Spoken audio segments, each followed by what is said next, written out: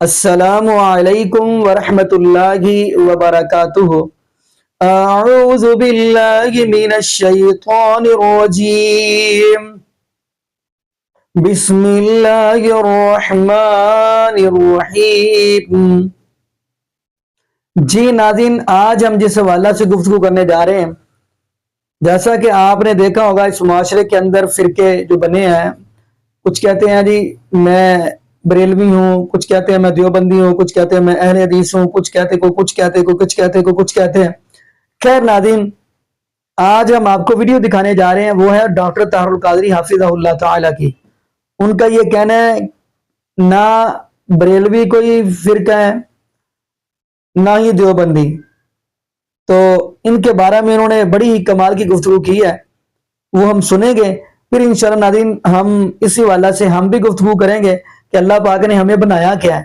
تو آئیے ناظرین اسی والا سے آپ کو ڈاکٹر طاہر القادری حافظہ اللہ تعالی کی ویڈیو دکھاتے ہیں، پھر انشاءاللہ ہم بھی گفتگو کرتے ہیں۔ میرا نقطہ نظر، میں بریلوی اور دیوبندی ان کو مسلک نہیں مانتا۔ یہ مسلک ہے ہی نہیں، ان کو مسلک بنانا ہی انتہا پسند سوچ ہے۔ یہ تو ایک الگ بات ہوگی۔ یہ دو مدارس ہیں انڈیا میں، دو شہر ہیں، ان سے پڑھ کے آنے والے دیوبندی کہلائیں یا بریلوی کہلائیں، مگر انہیں مسلک کا عنوان دینا بذات خود مس انٹرپریٹیشن آف ریلیجن ہے، مذہب کی غلط تعبیر ہے۔ یہاں سے تنگ نظری جنم لیتی ہے، اور جو دین اور مذہب کا ایک سمندر ہے اسے تنگ کر کے آپ ندی نالا بنا دیتے ہیں۔ جنہوں نے اسلام کو بریلی اور دیوبند کے دو شہروں کا پروڈکٹ بنا لیا ہے، اس سے فتنہ پیدا ہوا انتہا پسندی اور نظریاتی طور پر۔ جنہوں نے اسلام کو صدیوں قبل آقا علیہ السلام کے ساتھ کنیکٹ کرنے کی بجائے اپنے ایک دو اساتذہ اور بزرگوں کے ساتھ جوڑ دیا ہے، وہاں سے فرقہ واریت پیدا ہوئی ہے۔ آپ نے یہ فرقہ واریت جو ہے اس سے کیسے محفوظ رکھ لیا اپنے آپ؟ یہ بڑی عام بات ہے۔ یہ تو ہمارے ہاں تو یہی ایک فرقہ کسی فرقے کے ساتھ خاص ہو جاتے ہیں۔ بدقسمتی ہے کہ لوگ فرقے کو دین کا درجہ دیتے ہیں اور اسی پہ کٹ مرنے کو جہاد بناتے ہیں، اسلام اور امت مسلمہ پیچھے رہ جاتی۔ یہ سوچ میرا خیال ہے، یہ میں نے کریٹ نہیں کی ہے اپنی زندگی میں، میں کریڈٹ دوں گا اپنے والد گرامی کو، جہاں ان سے بہت فیض لیا، محترم فرید ملت ڈاکٹر فرید الدین قادری رحمۃ اللہ تعالی علیہ۔ شاید جینیٹیکلی مجھے یہ مزاج ان سے ملا، پھر ان کی تعلیم و تربیت کا حصہ ہوگا۔ مجھے انہوں نے ابتدائی سکولنگ ہی ایک Catholic European Catholic English school میں کروائی، سیکرڈ ہارٹ سکول۔ بالکل۔ اب اس سے آپ کا ہورائزن وسیع ہو جاتا ہے۔ پھر اس کے بعد میں نے جو تعلیم لی اور انہوں نے مجھے دی، میں نے پاک و ہند کے علماء اساتذہ سے بھی تعلیم لی۔ علمی خانوادہ ہمارا فرنگی محل سے جا ملتا ہے، لکھنؤ سے۔ علماء بریلی بھی میرے اساتذہ میں ہیں، علماء دیوبند بھی میرے اساتذہ میں آگے چل کر۔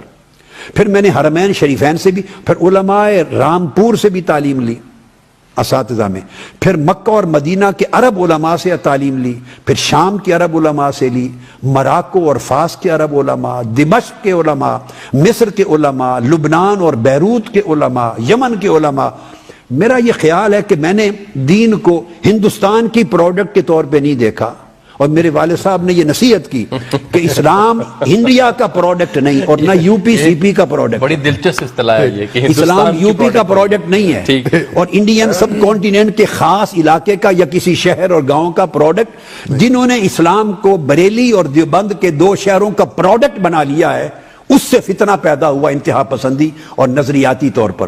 جنہوں نے اسلام کو صدیوں قبل آقا علیہ السلام کے ساتھ کنیکٹ کرنے کی بجائے اپنے ایک دو اساتذہ اور بزرگوں کے ساتھ جوڑ دیا ہے، وہاں سے فرقہ واریت پیدا ہوئی ہے۔ اللہ کا شکر ہے ہمیں فرقہ واریت کی ہوا نہیں لگی۔ نہ دیوبندی چھاپ ہے نہ بریلوی چھاپ ہے، وہی میں دیکھا تھا، ایک طرف انور شاہ کشمیری صاحب کے وہ اور ایک طرف، یعنی ہم نے علوم کو جمع کیا ہے اور اعتدال پیدا کیا علم میں۔ یہ بات صحیح ہے۔ اور یہ سارے علوم عرب اور عجم کے اساتذہ اپنے والد گرامی کے ذریعے، وہ بھی بغداد اور ان تمام عرب ممالک میں فلسطین تک پڑھے، یہ کر کے ان کو میں نے جمع کیا ہے، اکتساب فیض کیا ہے، اور اس طرح یہ پوری دنیا اسلام سے علم کے جو سرچشمے تھے وہاں سے لے کے تو اور ساتھ آپ کی یہ ماڈرن ایجوکیشن ماڈرن ایجوکیشن اس کے ساتھ کمبائنڈ تھی. تبھی یہ اتنا بڑا جو کام ہے. جی ناظرین، آپ نے یہ ویڈیو ملاحظہ فرمائی. ناظرین پہلے نمبر پہ قرآن پاک کی آیت کی طرف دیکھا جائے، فرمایا وَاعْتَصِمُوا بِحَبْلِ اللَّهِ جَمِيعًا وَلَا تَفَرَّقُوا، اللہ کی رسی کو مضبوطی سے پکڑ لیں، فرقہ واریت کے اندر نہ پڑے. اب ناظرین حدیث کی بات کریں جو غالباً سنن ابو داؤد کی یا جامع ترمذی کی ہے، کہ جب نبی پاک صلی اللہ علیہ وسلم نے فرمایا کہ بنی اسرائیل کے 72 فرقے بن گئے اور میری امت کے 73 بن جائیں گے، یعنی 73 بن جائیں گے. کیا ساتھ فرمایا کلہم فی النار، سارے کے سارے جہنمی ہوں گے، الا ملت واحدہ، سوائے ایک کے. وہ کون سا ہوگا؟ یہ بتا دیا، ما انا علیہ و اصحابی، جو نبی پاک صلی اللہ علیہ وسلم کے طریقے پر ہوگا اور نبی پاک صلی اللہ علیہ وسلم کے صحابہ کے طریقے پر ہوگا. اب ناظرین آئیے آپ نے خود تلاش کرنا ہے، کیونکہ اللہ نے آپ کو سمجھ بھی دی ہے، عقل بھی دی ہے، شعور بھی دیا ہے، سمجھ بھی دی ہے، اور ہر چیز اللہ پاک نے ہر نعمت سے نوازا ہے. یہ آپ نے دیکھنا ہے اس وقت نبی پاک صلی اللہ علیہ وسلم کے طریقے پر کون چل رہا ہے اور نبی پاک صلی اللہ علیہ وسلم کے صحابہ کے طریقہ پر کون چل رہا ہے. تو لیکن یہاں پہ یہ کہ جملہ یہ بھی ذہن نشین فرما لیں کہ اللہ پاک نے جو مین بات بتائی ہے، فرمایا کہ اگر آپ ایمان لانا چاہتے ہو تو نبی پاک صلی اللہ علیہ وسلم کے صحابہ جیسا ایمان لاؤ. فَإِنْ آمَنُوا بِمِثْلِ مَا آمَنْتُمْ بِهِ فَقَدِ اهْتَدَوْا وَإِنْ تَوَلَّوْا فَإِنَّهُمْ فِي شِقَاقٍ فَسَيَكْفِيكَهُمُ اللَّهُ وَهُوَ السَّمِيعُ الْعَلِيمُ. تو خیر ناظرین اگر اس چیز کی بات کرتے چلیں کہ 72 فرقے بنی اسرائیل کے 73 نبی پاک صلی اللہ علیہ وسلم نے فرمایا میری قوم کے بن جائیں گے، نہ جی ایک ہی فرقہ ہوگا، کامیاب ایک ہی ہوگا. وہ کون سا؟ جو نبی پاک صلی اللہ علیہ وسلم کے طریقہ پر ہوگا اور نبی پاک صلی اللہ علیہ وسلم کے صحابہ کے طریقہ پر ہوگا. اب قرآن پاک کی ہم بات کرتے چلیں کہ اللہ پاک نے ہمیں کیا بنایا. اگر آپ پہلا سپارہ پڑھیں گے، نبی یعقوب علیہ السلام اپنے بیٹوں کو اکٹھا کر کے کیا فرما رہے ہیں جب آخری وقت ان کا آیا، رب العالمین کے ساتھ ملاقات کرنے لگے، اذ حضر یعقوب الموت اذ قال لبنیہ ما تعبدون قالوا نعبد الہک و الہ آبائک ابراہیم و اسماعیل و اسحاق الہ واحد. خیر ناظرین جو بات میں کرنا چاہ رہا ہوں، نبی یعقوب علیہ السلام نے یہ پوچھا اے میرے بیٹو عبادت کس کی کرو گے؟ انہوں نے بتایا کہ ہم الہ واحدہ، ایک اللہ کی کریں گے، اور اس حال میں ہم دنیا سے جائیں گے کیا وَنَحْنُ لَهُ مسلمون، کہ ہم مسلمان ہوں.